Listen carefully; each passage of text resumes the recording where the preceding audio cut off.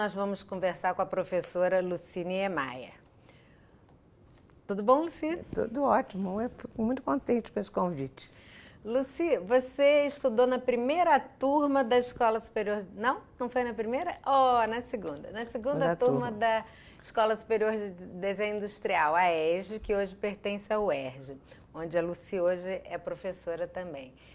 Como é que foi, naquele momento, descobrir essa profissão que, enfim, que ninguém conhecia, que era a primeira escola que iniciava essa atividade no Brasil? Como é que era isso?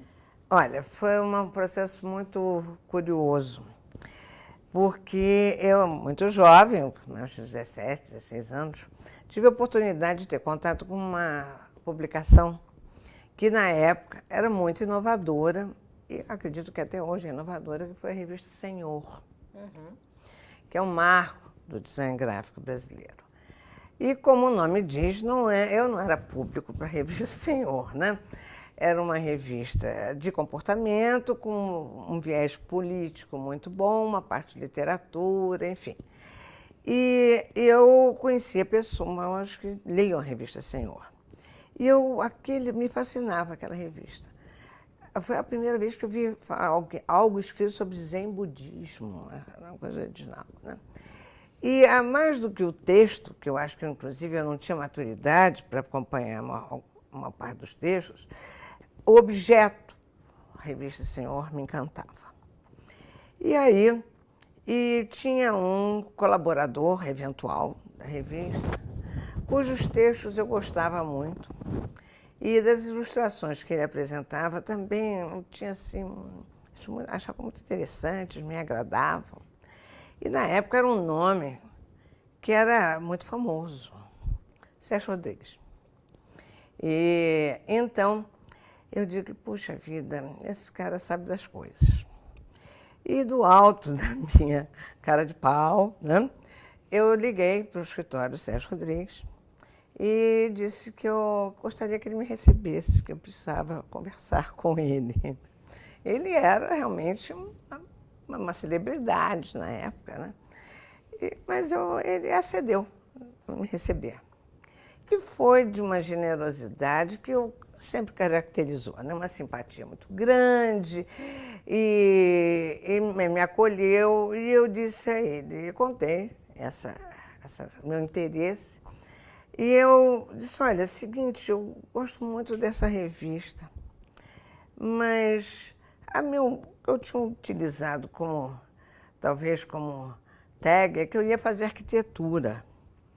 Mas a arquitetura faz casa grande ou enorme, coisa que não me atraía muito, a questão, essa dimensão da escala da arquitetura. O que eu queria mesmo era fazer alguma coisa do tipo, assim, daquelas coisas da revista Senhor, sabe? Que não tinha nome para isso, né? E ele disse, não, eu te compreendo muito bem, está sendo fundada uma escola para ensinar isso. Eu digo, como assim? A Escola Superior de Desenho Industrial está sendo fundada agora, ou tinha acabado de ser, ou ia ser. Eu digo, como? Aí ele me explicou o que era essa profissão, né, que eu nunca tinha ouvido falar. Me falou do livro do Nicolaus Peves, né, Pioneiros do Desenho Moderno, e me deu o endereço da ESG. E lá fui eu visitar a ESG, que essa altura ela começou a funcionar em julho de 63. Então, eu fui lá conhecer e algum aluno, muito simpaticamente, me acolheu, me mostrou a escola inteira. É para cá que eu vou. Então, meu interesse foi do segundo vestibular da ESG, que foi em março ou fevereiro, sei lá, de 64. Então, na verdade, a diferença das turmas era de um semestre. É que a primeira turma começou em julho e foi pelas férias, para acertar o calendário, né? Então, eu fui de 64. E uma vez eu li uma entrevista do Léo Visconti, que ele dizia assim, que a maioria dos alunos que ingressavam na ESG não vinham, não era primeira opção, até porque desconheciam aquilo. Então, que a grande maioria vinha de outras escolas. Você tem essa memória também? Você concorda com isso? Concordo, principalmente para os alunos da primeira turma. eram todos velhos. Belíssimos. Belíssimos, né? A maior parte já vinha de uma faculdade. Ou completa, sobretudo arquitetura, ou uma belas artes, ou mesmo que já tinha uma vida profissional na área da ilustração. Enfim, a primeira turma era uma turma de velhos, né? No meu ponto de vista, era de velhos. Só tinha uma jovenzinha, que era Maria Cristina Basílio, Kiki Basílio, que era a única que tinha assim, saído do segundo grau, ou sei lá como se chamava naquela época, científico, sei lá, e ido para a faculdade. O resto já não. O resto, olha, os demais eram pessoas que eram. Na minha turma, que já foi a segunda, só havia talvez 3 velhos. Né? Havia um, que é o Mauri, que era formado em Direito.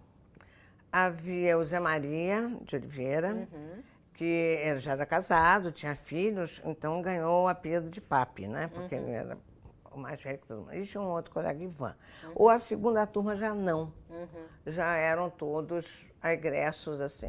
Saindo da escola. Da escola do curso médio, né? E como é que era divulgado? Assim, como é que as pessoas descobriam essa profissão que estava começando? Bom, não sei.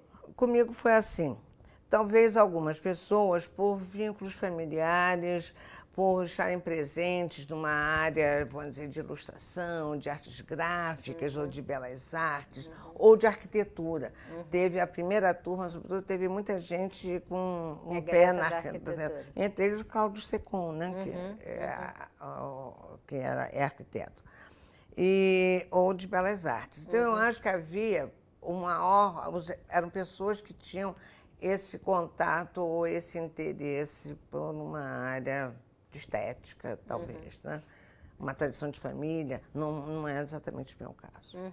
E você acha que, pelo que você se lembra, assim, muito mais homem do que mulher? Na primeira turma, certamente. Na primeira turma, Marilena, Silvinha, umas 5 para 20 e poucos homens, né? Quer dizer, eu acho que havia uma prevalência. Na segunda ainda havia uma maioria de rapazes, né? Mas já foi, o número foi. E depois esse número se equilibrou, não havia essa dominância tão grande. E eu acho que até mesmo profissionalmente eu nunca percebi como sendo uma profissão masculina. Ou uma profissão feminina. Eu nunca vi indícios dessa questão sexista em relação ao design. Fala um pouco dos seus professores. Certamente você teve professores geniais, mas a grande maioria também não conhecia essa profissão. Teve louco de todo jeito. Então, como era, enfim, ser aluna do Décio Pinatari, enfim, dessas pessoas que davam aula naquele momento? Teve pessoas muito interessantes, em vários sentidos que a palavra interessante pode acobertar. Uma delas teve essas figuras clássicas, né, que foram muito importantes para a instalação, até a formação do design no Brasil, né? Como você falou, o próprio Décio Pinatari, que trouxe uma visão de UME, a visão paulista também, o Vonner, né, Alexandre Vonner, o Aloysio Magalhães, e o Carl Franzberg Miller. E eu tive aluna do De Courtins. Não sei se você chegou a ter aluna. Não. Seria melhor Edgar de Courtin, mas enfim, a gente chamava de Courtins mesmo. Era suíço. E ele era arquiteto e vinha com uma intenção da escola, que houve, que depois se desvaneceu, de haver uma habilitação em arquitetura pré-fabricada. Então, o interesse dele maior era essa questão de arquitetura pré-fabricada. Como não foi para frente, ele voltou para a Suíça, né? Então, a escola era um lugar que, como as pessoas, como um grupo, não havia uma coesão de pensamento, muito pelo contrário, não havia uma coesão de pensamento, havia uma heterogeneidade muito grande.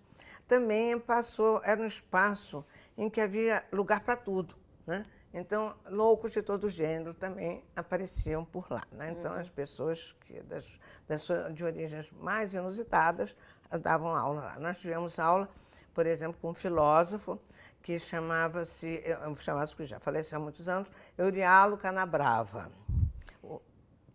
A gente vai fazer um intervalo. Você quer pedir uma música que esse momento te lembre? Eurialo, esse começo, essa...